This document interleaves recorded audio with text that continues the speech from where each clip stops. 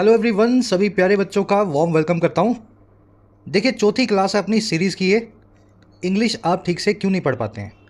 भाई, इंग्लिश में डर क्यों लगता है? क्योंकि सेंटेंसेस बड़े होते हैं, मीनिंग निकालने चलते हो, आधे सेंटेंस के बाद पिछला भूल जाते हो।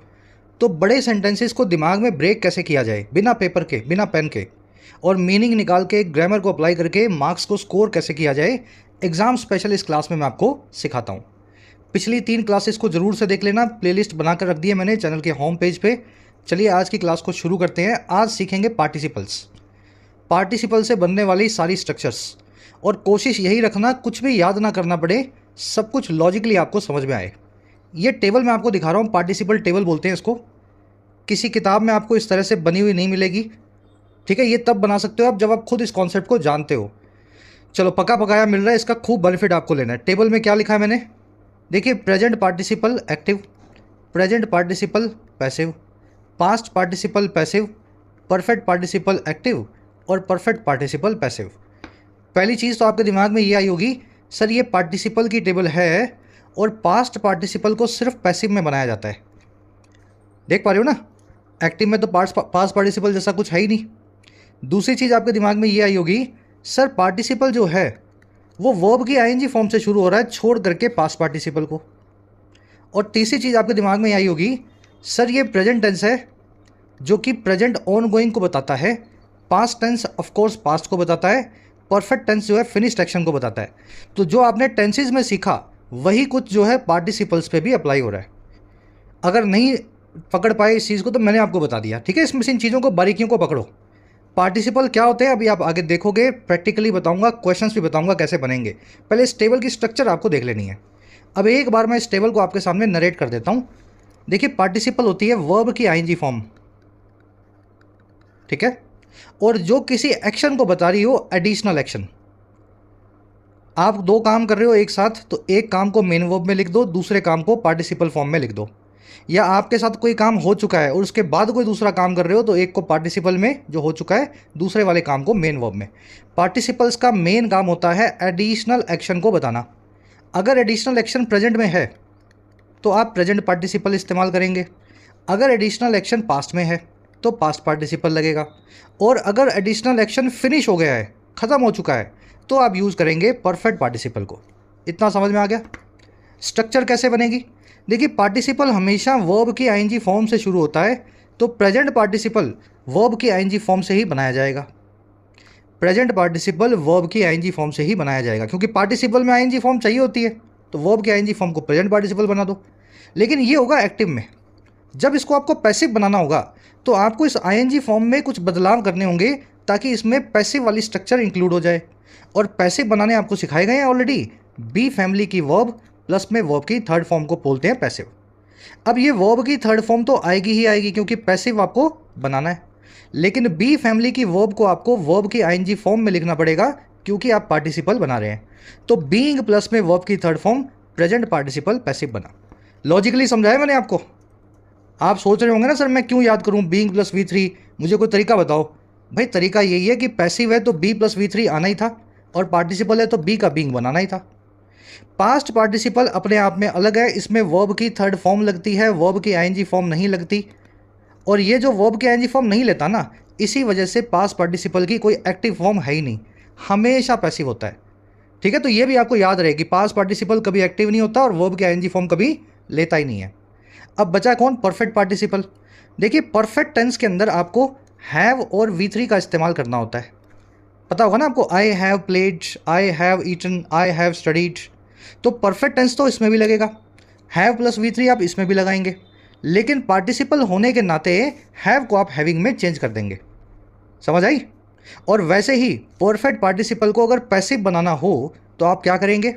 आप पैसिव वाला परफेक्ट टेंस उठाएंगे जो कि होता है हैव बिन V3, और हैव का बना देंगे हैविंग, बन जाएगा पार्टिसिपल। चलिए, इतना समझ गए? लोड बिल्कुल मत लो, जो आपको सिखा रहा हूँ सिर्फ सुनते जाओ इसको। ये लॉजिकली दिमाग में, वो माला में मोती होते हैं ना, उस तरह से दिमाग में आपके पिरो दूंगा। अभी कोशिश करना है आपको साथ साथ सीखने की। अब देखो, ये जो सारे पार्टिसिपल्स हैं, मैंने किल वर्ब को उठाया और उसके सारे पार्टिसिपल फॉर्म्स आपके सामने बना दी। प्रेजेंट पार्टिसिपल फॉर्म वर्ब के आईएनजी फॉर्म यानी किलिंग। प्रेजेंट पार्टिसिपल पैसिव में यानी बीइंग प्लस में वर्ब की third form being killed. Past participle यानी वर्ब की third form killed, perfect participle active में हैविंग प्लस V3 यानी हैविंग किल्ड, और परफेक्ट पार्टिसिपल पैसिव में हैविंग प्लस में बिन पे वर्ब की थर्ड फॉर्म। अब इनके मीनिंग क्या होगी? देखो, प्रेजेंट पार्टिसिपल है, ऑनगोइंग एक्शन को बता रहा है, तो किलिंग का मतलब है मारता हुआ, मारता हुआ, समझ पा रहे हो? मारता हुआ ऑनगोइंग एक्शन है भाई, प्रेजेंट पार्टिसिपल है, तो ये ता हुआ, मारता हुआ कंटिन्यूटी को या ऑनगोइंग एक्शन को बताने के लिए। निकला कि नहीं निकला मीनिंग? चलो, अब ये बीइंग किल्ड क्या है? मरता हुआ। ऑनगोइंग एक्शन तो यहाँ भी है, लेकिन यहाँ पे पैसिव का इस्तेमाल किया गया है। अब आप मारोगे नहीं, अब आपको मारा जाएगा। अब आप पीटोगे नहीं, आपको पीटा जाएगा। तो मारता हुआ एक्टिव में और मरता हुआ पैसिव में। Present participle ongoing action, past participle मरा हुआ, जो मर चुका है पास्ट में। और हैविंग V3 से जो परफेक्ट बनाया एक्टिव में, इसका मतलब है मारने के बाद, मारने के बाद। और पैसिव में क्या बन जाएगा? मर जाने के बाद।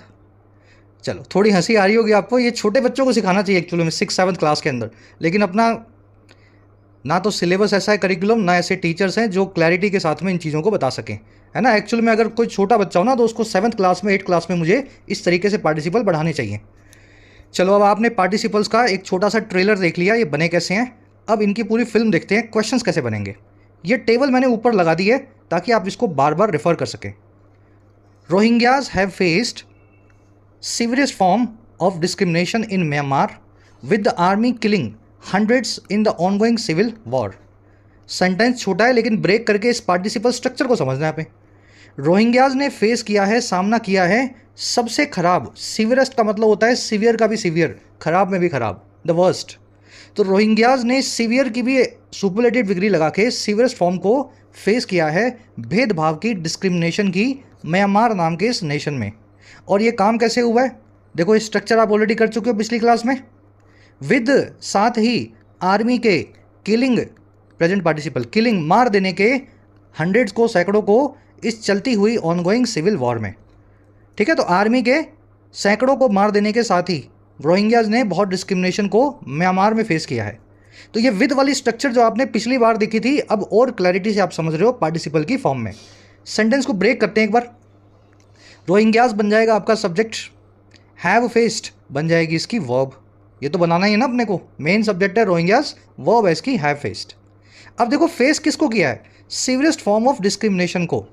जो चीज़ वर्ब से वर्ड का रिप्लाई करे वो बन जाती है वर्ब का ऑब्जेक्ट। तो फेस किया है इन्होंने सबसे खराब टाइप के डिस्क्रिमिनेशन को। और कहाँ किया है सारा काम इन्होंने? ये काम किया इन्होंने म्यांमार में। जगह बताने वाला, प्लेस बताने वाला जो फ्रेज होता है उसको बोलते हैं एडवर्बियल फ्रेज ऑफ प्लेस। ठीक है, तो इन म्यांमार यहाँ पे जगह बता रहा है वर्ब के एक्शन की, एडवर्बियल फ्रेज ऑफ प्लेस।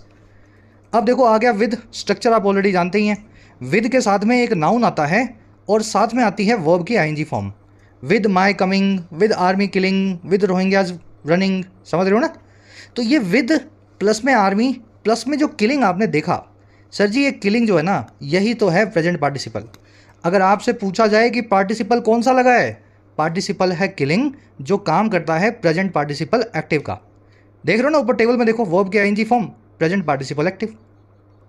अब देखो, ये जो भी पार्टिसिपल आप अंग्रेजी में बनाते हो, हमेशा उसका एक सब्जेक्ट होगा, तभी तो उसको एक्टिव और पैसिव बोल पाएंगे। भाई अगर किसी चीज़ को एक्टिव पैसिव में तोलना है तो सब्जेक्ट तो देखना पड़ेगा ना। सब्जेक्ट काम कर रहा होगा तो एक्टिव, सब्जेक्ट पे काम हो रहा होगा तो पैसिव, एक्टिव पैसिव आप इतने तो जानते ही हो। पार्टिसिपल्स का जो सब्जेक्ट होता है वो उनके बिल्कुल बाजू में रखा होता है, जैसे इस केस में रखा गया है आर्मी। तो सब्जेक्ट बनेगा इस केस में पार्टिसिपल का द आर्मी। और अगर आपसे पूछा जाए सब्जेक्ट क्या होगा इस एक्शन का, तो पार्टिसिपल एक्टिव है इसलिए सब्जेक्ट होगा डूअर, तो आर्मी यहाँ बन जाएगा डूअर। और ये सारा काम किल किया है हंड्रेड्स को, सैकड़ों को, इस सिविल वॉर में, in the ongoing civil war. ये बन गया एडवर्बियल फ्रेज ऑफ प्लेस। कहाँ काम हुआ है सारा? सिविल वॉर में। समझ पाए इतना? चलो, अब इसी को थोड़ा और एडवांस लेकर के आता हूँ। एक स्ट्रक्चर और देखो। मान लीजिए सेंटेंस ऐसा बनाओ, Rohingyas have faced the severest form of discrimination in Myanmar with the army having killed hundreds in the ongoing civil war. Again बात वही है, रोहिंग्याज ने फेस किया है तो ये तो सब्जेक्ट वर्ब बन ही जाएंगे। फेस किया है सीवियरेस्ट फॉर्म को डिस्क्रिमिनेशन की, तो ऑब्जेक्ट बन जाएगा वर्ब का। यहाँ कहाँ फेस किया है? म्यांमार में फेस किया है, तो ये एडवर्बियल फ्रेज ऑफ प्लेस बन जाएगा। विद लगा है, प्रेपोजिशन है, एक नाउन आपने बाद में लेगी जो कि है यहाँ पे आर्मी, और इस नाउन के बाद में पार्टिसिपल लगा है हैविंग किल्ड। अब आप यहाँ पे आपका जो अटेंशन है ना थोड़ा मैं लूँगा, है ना। पिछले वाले में लिखा था किलिंग, द आर्मी किलिंग, यहाँ लिखा है द आर्मी हैविंग किल्ड। फ़र्क समझो, फ़र्क यही है सर, पार्टिसिपल की फॉर्म चेंज कर दी आपने, हैविंग प्लस में V3 लगा करके आपने बना दिया है सर यहाँ पे परफेक्ट पार्टिसिपल, परफेक्ट पार्टिसिपल जो कि लगाया है आपने एक्टिव में। सब्जेक्ट अभी भी आर्मी ही रहेगा और परफेक्ट पार्टिसिपल एक्टिव है, इसीलिए आर्मी इस एक्शन का डूअर होगा। आर्मी के मार चुकने के साथ ही, मारते हुए नहीं, किलिंग नहीं, हैविंग किल्ड, मार चुकने के साथ ही हजारों को ऑन गोइंग सिविल वॉर में। तो इस तरीके से पार्टिसिपल जो हैं सेंटेंस के अंदर मीनिंग को चेंज करते हैं। एडिशनल एक्शन चल रहा है, हो चुका है या पास्ट में हुआ था, इन तीनों चीज़ों को बताते हैं। एक बार यहाँ पे वीडियो को पॉज कर लेना, हो सके तो पिछला रिपीट कर लेना। अब जो इसमें ट्रबल्स आती हैं वो सारे ट्रबल वाले सेंटेंसेस मैं आपको सिखाता हूँ। साथ ही YT ऐप पे आप तैयारी कर सकते हैं अपने एग्जाम्स की, चाहे SSC हो, डिस्क्रिप्टिव राइटिंग हो, UPSC का हो या बैंकिंग का हो। ऐप का लिंक कमेंट सेक्शन में दिया गया है। राइटिंग के कोर्स में आप सीख सकते हैं राइटिंग, लगभग 60 से 70 घंटों में फ़ायदा आप ले सकते हैं इस कोर्स का। UPSC के कोर्स में आप अपना मीडियम चेंज कर सकते हैं, किसी और लैंग्वेज से इंग्लिश में माइग्रेट कर सकते हैं। UPSC के सभी एस्पेक्ट्स कवर्ड हैं, answer writing, essay writing, descriptive writing, CSET। SSC और बैंकिंग के कोर्स में आपको सारे वैरायटी के क्वेश्चन सोल्व करना सिखाया जाता है। 100 से 1.25 घंटों के कोर्सेज हैं, आप भरपूर अपनी प्रैक्टिस कर सकते हैं। कोई क्वेश्चन हो, क्वेरी हो, टीम का नंबर है व्हाट्सएप, आप इस नंबर पे टीम से जुड़ सकते हैं वाया व्हाट्सएप। चलिए अब ट्रबल वाले सेंटेंसेस देख लें। ये सब चीज़ें जो राइटिंग का कोर्स है उसमें मैंने बहुत तसल्ली से सिखाई हैं। यहाँ तो ट्रेलर है उस कोर्स के अंदर, क्योंकि क्लासेस 2-2, 1.5 घंटे की होती हैं, मल्टीपल क्लासेस होती हैं, तो राइटिंग वाले बच्चों का यहाँ पे एक रिवीजन हो रहा है, ठीक है। थर्ड सेंटेंस है, इसका मतलब ये नहीं है मैं आपको कोर्स लेने के लिए कह रहा हूँ। कोर्स तभी लेना है जब यूट्यूब से आप मैक्सिमम बेनिफिट ऑलरेडी ले रहे हो। मेरे यूट्यूब कंटेंट जो है 90% कंटेंट मेरा यूट्यूब पे ही है। मैं चाहता हूँ कि बच्चे फ्री में जितना पढ़ सकें उतना पढ़ें, फिर स्ट्रक्चर्ड वे में कोर्सेज में आ सकते हैं। किसी टॉपिक को किसी ऑब्जेक्टिव से, है ना, ऑब्जेक्टिव टाइप पेपर है, डिस्क्रिप्टिव टाइप पेपर है, उसको कैसे अप्रोच करना है वो मैं वहाँ सिखा सकता हूँ। चलिए अब यहाँ देखो सेंटेंस कैसे चेंज हुआ, पूरा वही है। रोहिंग्याज हैव फेस्ड, सब्जेक्ट है रोहिंग्या, वर्ब है have faced. Severest form of discrimination in Myanmar, वो भी ठीक है। विद लगा हुआ है, आर्मी लगा हुआ है, लेकिन यहाँ लगा दिया being killed. Being killed participle बन जाएगा आपका ये सेकंड वाला, जो कि है प्रेजेंट पार्टिसिपल पैसिव, यही बनेगा ना, प्रेजेंट पार्टिसिपल पैसिव। और इसका सब्जेक्ट होगा अगेन आर्मी, जो इसके बाजू में रखा हुआ है। लेकिन यहाँ एक प्रॉब्लम आ जाएगी, यही प्रॉब्लम आपको एग्जामिनर देता है एग्जाम में। प्रॉब्लम ये है कि जब ये पैसिव बनाया प्रेजेंट पार्टिसिपल, मार खाते हुए, किल्ड होते हुए, मारे जाते हुए, तो यहाँ पे आर्मी जो है एक्शन का रिसीवर बन जाएगा डूअर की बजाय। आपको तो आर्मी डूअर चाहिए ना भाई, आर्मी ही रोहिंग्या को सता रही है और आर्मी ही मारी जा रही है, ऐसा हो सकता है क्या? ऐसा हो सकता है क्या? मैं आपको सता भी रहा हूँ और आपसे मार भी खा रहा हूँ, ऐसा हो सकता है क्या? भाई साहब आर्मी मार रही है इसीलिए रोहिंग्यास को सता रही है। आर्मी आपको यहाँ पे डूअर चाहिए ना कि रिसीवर चाहिए। आपने लगा दिया है रिसीवर वाला प्रेजेंट पार्टिसिपल पैसिव में, बीइंग प्लस में V3 लगा रखा है। तो ये सेंटेंस जो है सर टेक्निकली गलत है, इस सेंटेंस को आपको सही करके बनाना पड़ेगा। अब सही कैसे बनाएंगे? देखो ऐसे बनाएंगे, पूरा वही है ऊपर आगे वाला, इसको फटाफट आगे निकाल देते हैं। अब देखो, with hundreds being killed in the ongoing civil war. अब यहाँ पे गेम चेंज होगा और मीनिंग जो है चेंज होकर के निकलेगा। कैसे? देखो यहाँ पे बीइंग किल्ड जो है, मारा जाने का जो काम है, वो आर्मी की बजाय हज़ारों लोग या सैकड़ों लोग करेंगे। और ऑफ कोर्स ये सैकड़ों लोग रोहिंग्या के ही हैं जिनको मारा जा रहा है। समझ पाए ना? तो being killed present participle passive में, सब्जेक्ट हमने चेंज कर दिया, आर्मी की जगह लिख दिया हंड्रेड्स, और सब्जेक्ट जो है रिसीवर है सेक्शन का, तो hundreds being killed in the ongoing civil war. समझ गए इतना? रिपीट कर लेना, ये गहरे टॉपिक्स हैं, मुझे पता है एक बार में आपको फीलिंग आएगी मैं समझ गया, लेकिन 2 बार देखोगे तो आपको, है ना, कॉन्फिडेंस आएगा। तो आप कभी कभी देखते हो ना सर ये बीइंग किल्ड कहाँ से आ गया, अरे पार्टिसिपल होता है भाई, वो विद के साथ में एक नाउन लगा होता है और एडिशनल एक्शन बताया जा रहा होता है उस नाउन के ऊपर जो चल रहा हो। चलो एक स्ट्रक्चर और देखते हैं। इस बार मैं क्या करता हूँ, पास्ट पार्टिसिपल का इस्तेमाल करता हूँ और मैं लिख देता हूँ with hundreds killed. With hundreds killed, past participle है किल्ड, काम किस पे करेगा? हंड्रेड्स पे करेगा, और उनको बनाएगा रिसीवर ऑफ द एक्शन, क्योंकि पास्ट पार्टिसिपल हमेशा रिसीवर ही बना सकता है, पैसिव ही होता है। जब एक्टिव होता ही नहीं तो हमेशा रिसीवर ही बनाएगा अपने सब्जेक्ट को एक्शन का। तो हंड्रेड्स के मारे जा चुकने के बाद, या यूं कहें हंड्रेड्स के मरने के बाद में इस सिविल वॉर के अंदर, है ना, 100 लोगों के, हंड्रेड्स सैकड़ों लोगों के मरने के बाद में इस सिविल वॉर के अंदर रोहिंग्याज ने फेस किया है डिस्क्रिमिनेशन को म्यांमार में। चलो अब लास्ट के अंदर अपने परफेक्ट पार्टिसिपल को भी पैसिव में बनाते हैं। विद के साथ में हंड्रेड्स लिखा और साथ में लिखा हैविंग बीन किल्ड, और यहाँ पे परफेक्ट पार्टिसिपल लग गया पैसिव में, और इसका मीनिंग ये होगा कि हंड्रेड्स के ऊपर अगेन एक्शन हो रहा है और हंड्रेड्स के मर चुकने के बाद में ये काम हो रहा है। थोड़ा कन्फ्यूजन आएगा आपको इस वाले और पिछले वाले में। आप पूछोगे सर वहाँ किल्ड थे, यहाँ हैविंग बीन किल्ड है, फ़र्क क्या है दोनों में? भाई जब किसी को मार ही दिया तो फिर किल्ड लिख दो, हैविंग बीन किल्ड क्यों लिखा? देखो इसमें वही फ़र्क है जो इस सेंटेंस में फ़र्क है, आई हैव रीच्ड दिल्ली या आई रीच्ड दिल्ली। याद है ना, एक वीडियो आपको करवाई हुई है मैंने, पास्ट इंडेफिनिट और प्रेजेंट परफेक्ट में क्या फ़र्क है? पास्ट इंडेफिनिट और present perfect, I reached Delhi या आई हैव रीच्ड दिल्ली। तो मैं थोड़ा सा आपको समझा देता हूँ, हालांकि उस वीडियो में अच्छे से बताया मैंने आपको। ऐसा एक्शन जो पास्ट में हुआ है लेकिन उसका प्रेजेंट में कोई इफेक्ट है, आई हैव रीच्ड दिल्ली, इसका मतलब ये है मैं दिल्ली पहुंच चुका हूं, और अगर नहीं पहुंचा होता तो अभी भी पहुंचने का वक्त बाकी है। ऐसा नहीं है मुझे 5 दिन पहले दिल्ली पहुंचना था, मुझे आज ही दिल्ली पहुंचना था और मैं दिल्ली पहुंच चुका हूं। आई हैव रीच्ड दिल्ली, और आई रीच्ड दिल्ली का मतलब ये है मैं दिल्ली पहुंच गया उस दिन, उस घंटे, उस वक्त जब आप एक्सपेक्ट कर रहे थे। अब नहीं पहुंचा मैं, अब मैं पहुंच भी नहीं सकता, अगर नहीं पहुंचा होता तो मैं नहीं पहुंचा होता। पहुंचने का वक्त खत्म हो चुका है, प्रेजेंट से इस एक्शन का कोई लेना देना नहीं है।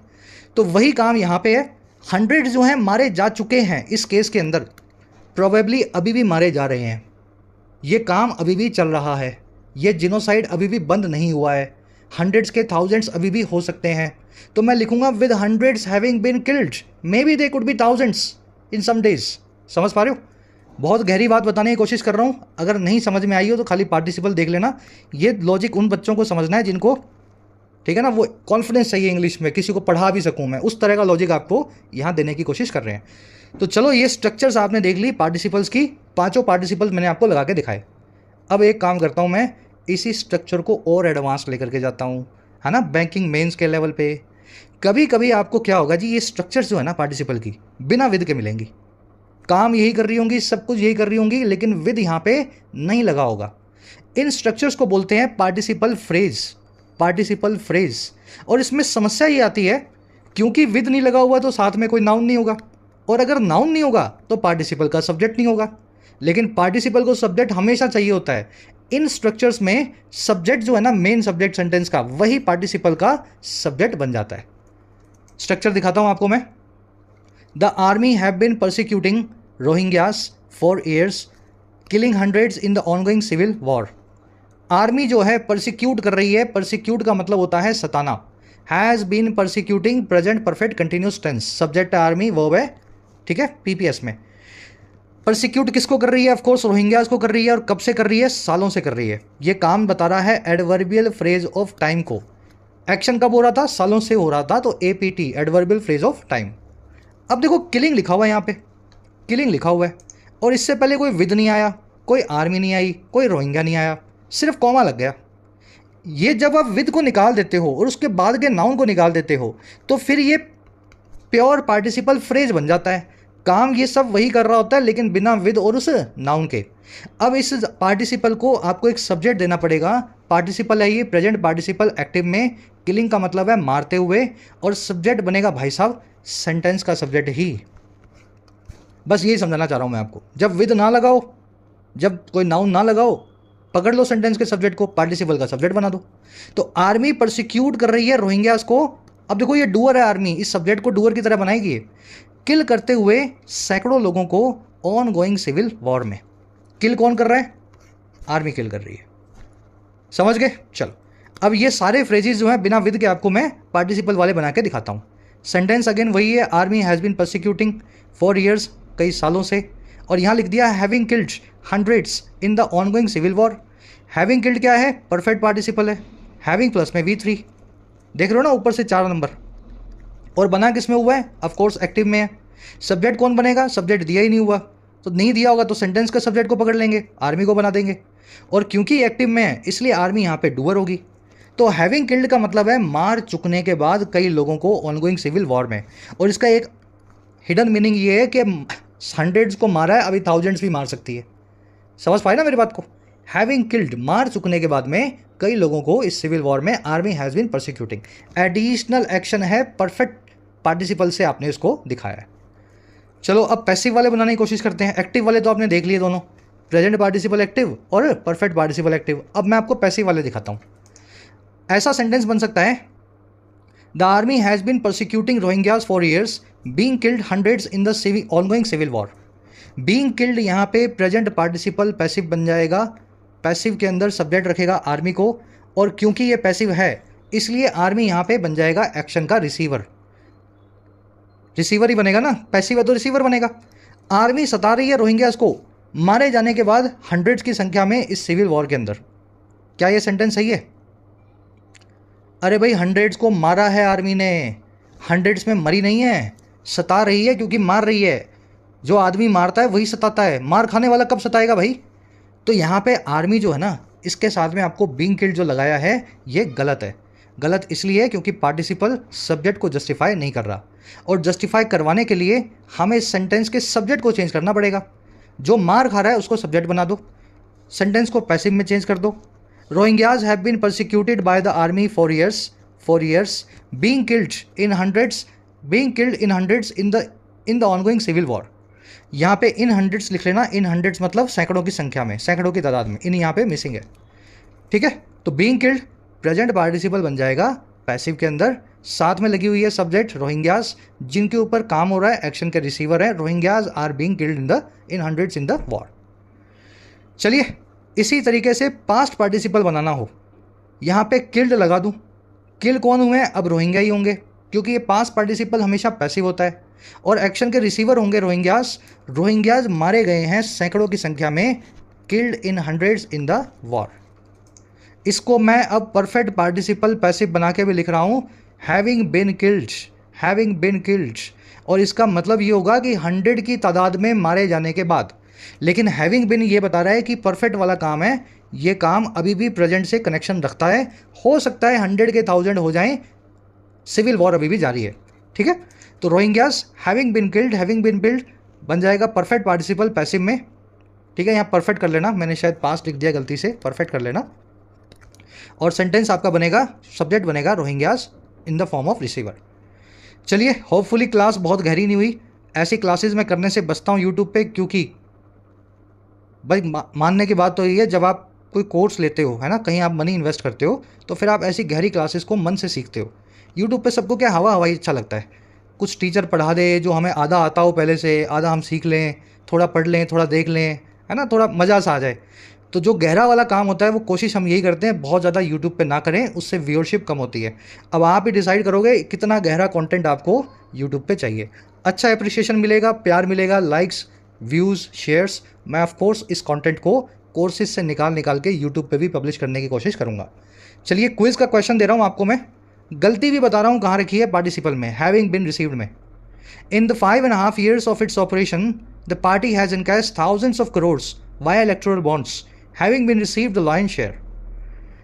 करके दिखाओ इसको कमेंट्स में। इस पार्टिसिपल को सही फॉर्म में डालना है, सब्जेक्ट ढूंढना है आपको पहले तो कौन है, और फिर उसके हिसाब से पार्टिसिपल की फॉर्म को सेट करना है। उसी तरीके से अगला सेंटेंस, इसमें आपको 2 एरर्स मिलेंगी। With the audience captivating by his performance. Captivate word का मतलब होता है मंत्रमुग्ध होना या करना। मंत्रमुग्ध समझते हो ना, एकदम किसी चीज़ में आप गहरे डूब जाते हो, देखते देखते आप जो है अपना भूल जाते हो। तो ऑडियंस के कैप्टिवेट हो जाने के साथ ही उसकी परफॉर्मेंस से उसने डिलीवर किया एक मैस्मराइजिंग स्पीच को, एक बड़ी ही शानदार भाषण को, हाईलाइट करते हुए उन प्रेसिंग इश्यूज़ को, उन जो है हार्श मुद्दों को जो फेस कर रहे हैं नेशन को, जो देश के सामने है। प्रेसिंग यानी फोर्सफुल, ऐसे इश्यूज़ जिनका आपको सोल्यूशन निकालना पड़ेगा। ठीक है, तो दोनों एरर्स को पकड़ना है। यहाँ भी पार्टिसिपल में डाल दिए और यहाँ भी विद के साथ में पार्टिसिपल में मैंने एरर को डाला है। कमेंट सेक्शन में आंसर हैं तीनों क्वेश्चंस के, चेक करके बताना आपके कितने मार्क्स आए आउट ऑफ 3। कॉन्सेप्ट कैसा लगा ज़रूर बताया करो लास्ट में, सर समझ में आ गया। हो सकता है ना आया हो समझ में तो भी बताना, इस कॉन्सेप्ट को ब्रेक करके पढ़ाऊँगा आपको मैं। शायद अभी भी ये कॉन्सेप्ट मैंने ज़्यादा हैवी डोज में आपको दे दिया। चलिए, आपके फीडबैक ऑलवेज वेलकम है। अंटिल देन, कल आपसे लेंगे मुलाकात कल की क्लास में। जिन बच्चों को कोर्सेज की ज़रूरत है, एक्स्ट्रा क्लासेस की ज़रूरत है, you can take the benefits of the courses. Application को डाउनलोड करें, YT ऐप को। आपको राइटिंग का, SSC का और बैंकिंग का, इनफैक्ट UPSC का भी कोर्स मिल जाएगा। अफोर्डेबल कोर्सेज है, मेहनत करना चाहते हैं तो ऐप को डाउनलोड करें। कमेंट सेक्शन में लिंक रखा गया है, you can take the benefits. चलिए, अंटिल देन।